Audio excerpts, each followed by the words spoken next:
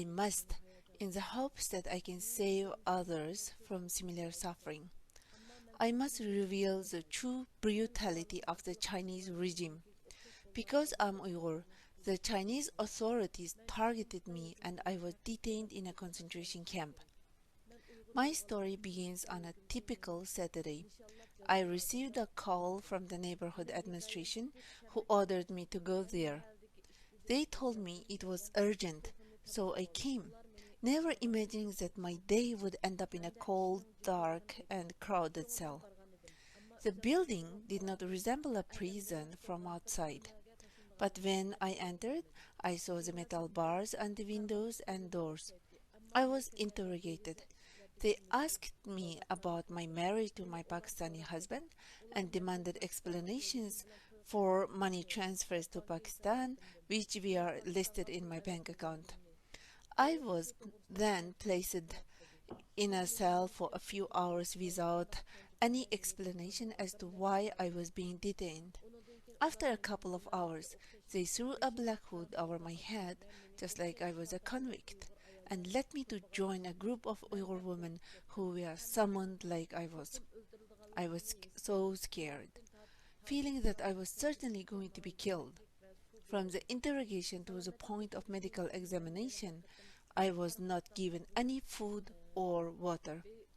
After this examination, I was once again covered with a black hood and taken to the so-called Bayesian Training Center.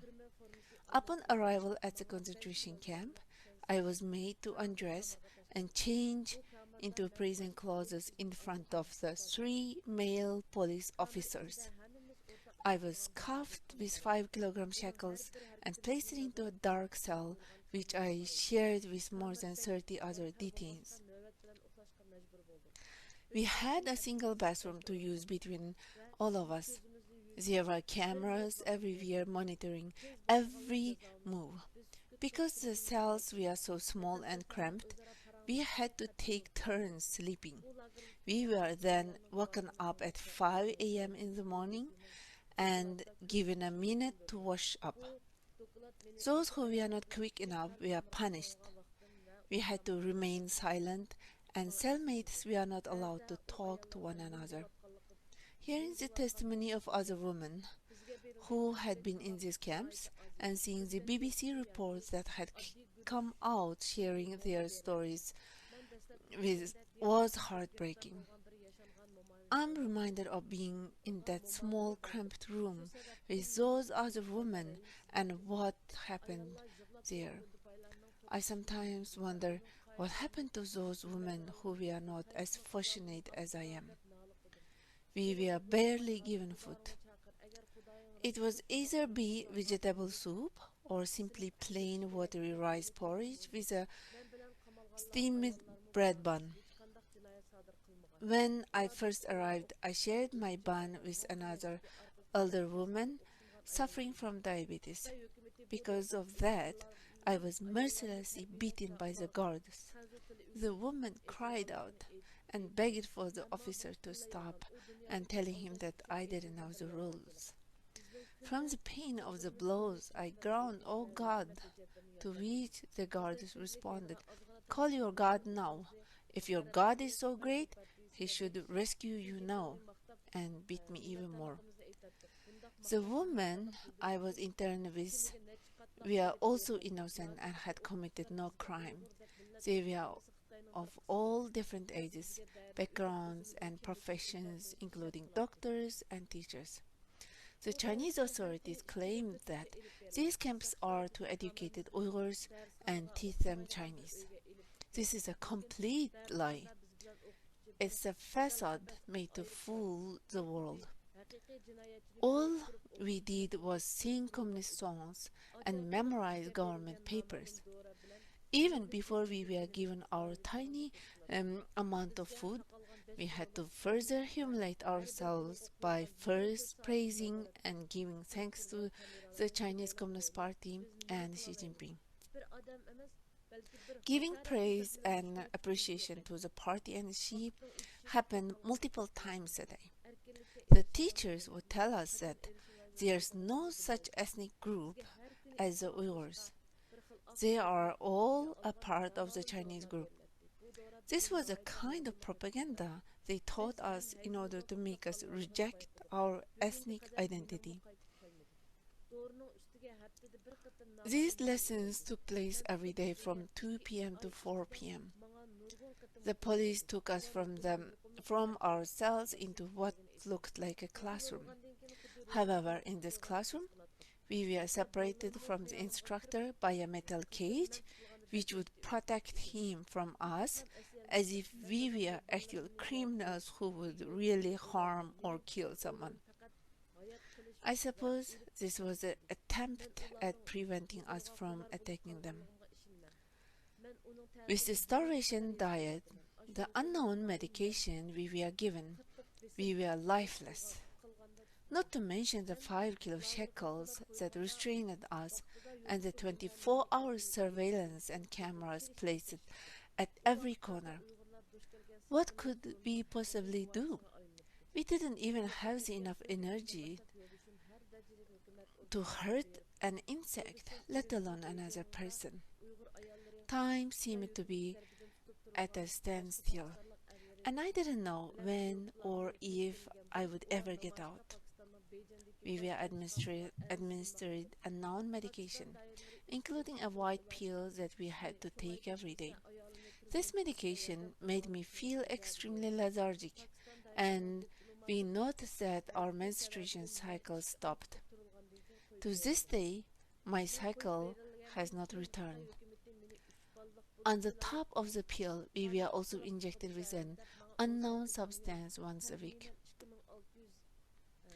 In the 2 months that I was detained, I was injected many times. They claimed that the injections were a vaccine against infectious disease. Once you got injected, you feel totally empty. Even though even the thoughts of my children did not come to me. My daughter was 5 when I was detained, and I could barely remember her. I didn't think of my father, my children, or my husband. My thoughts were only about survival and not getting killed. I actually believe I got addicted to them. I still feel the effects to this day. I crave the injections when I'm feeling extremely stressed. While I was locked away in the camp, my husband Imran was doing all that he could do to get me out. In that time, he became a true witness of the systematic oppression that Uyghurs face. Since the first day I went missing, my husband went to all levels of government and legal bodies in Urumqi and Beijing.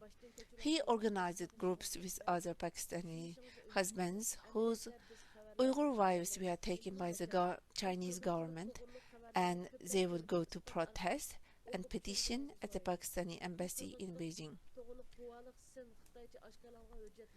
Because of their persistence, the Pakistani authorities promised to aid them in recovering their wives, so long as they didn't make a scene. Because of the diplomatic action from the Pakistani authorities, I was released after 2 months in detention.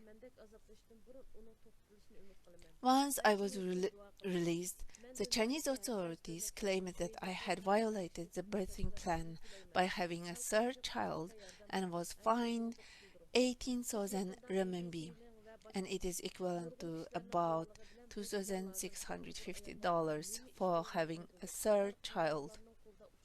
After paying the fine, the authorities forced me to get sterilized. They told me that I should be thankful to the Chinese Communist Party for giving me this surgery for free. I was scared to refuse and underwent this operation. Staff from the neighborhood administration and the birth planning office took me and 5 other Uyghur women, aged 20 to 30, to an operation room at the Epidemic Prevention Center in Urumqi. I felt like I was being taken to a slaughtering house. The procedure started with me being hooked up to an IV, which made me lose consciousness. When I awoke, I was in horrific pain. I looked around and saw other women around the room with me who were crying in pain also. I cannot describe the feeling when I awoke. It was completely dehumanizing, and sometimes I feel that I will never heal from this pain. What was taken away from me can never be returned and never be made right. I have seen so many reports since then that this has happened to other women and on a broad scale. There is still so much that I cannot bring myself to speak about. What I share with you now is but a portion of the whole story. I hope that speaking up has been useful in teaching you and explaining the truth of what is happening in East Turkestan. I hope that when you hear my story and you will remember and understand that millions are going through the same thing, and it's truly worse than what we see in the news.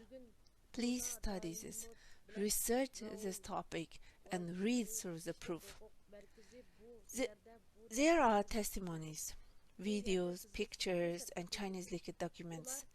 There's absolutely no excuse for people to remain ignorant about it, and refusing to take action is complicity. Because of the lack of concrete action, Uyghurs die every day. These people cannot be ignored. There is a true evil on this earth, and I hope and I pray that it is stopped before more people suffer as we have. I'm begging every country in the world, the UN, the international human rights organizations, please help save our people and save yourselves. We have seen recently with BBC and many more the scale of what has happened to Uyghur women in these concentration camps, the abuse that they suffered at the hands of the guards, and the trauma they endure every day. They are brave for telling their stories to the world, for having to relive what they have seen and felt and lived. For the few brave individuals who speak up, often their family members face unimaginable consequences.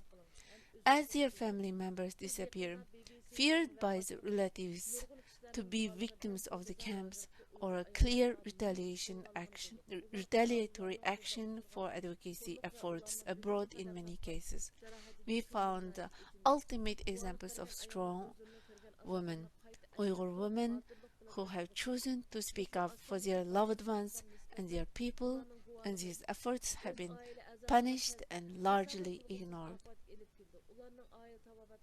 China has also amped up long-standing policies of utilizing neighbors to spy on Uyghurs. Further, the purpose of such policy of initiating new variations.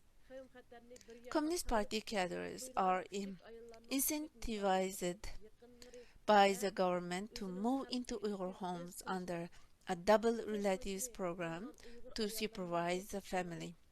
For most women whose husbands are in concentration camps or Chinese prisons, this creates an environment where the women are vulnerable to sexual abuse, as many of these cadres have been photographed and filmed sharing their beds.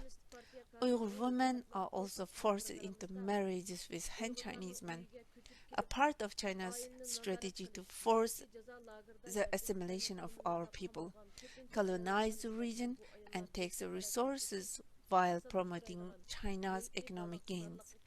There is no other way to view this other than as government-sponsored mass abuse of an entire race of women with express purpose of breeding us away. Uyghur women are unable to give birth to Uyghur babies anymore. Thus, there are no more new Uyghur generations. It is genocide. Recently, the United States government also declared that what was happening to us is a genocide. Canada and the Netherlands did the same. The world has been watching what China has done and is doing to the Uyghurs. Today, Yuna Daimon with the Raoul Wallenberg Center for Human Rights is here. They and New Lines Institute recently released a new report that only confirms what the Uyghur people have been saying for years and what I experienced personally. President Biden also had said that the Uyghur genocide is ongoing and supported the State Department's decision. To see that there are countries and organizations that can see this and are working to make it known is heartening. I hope that the world will take more actions and be stronger. The Uyghur people deserve to be free. No one deserves to experience what so many of us have experienced. Thank you.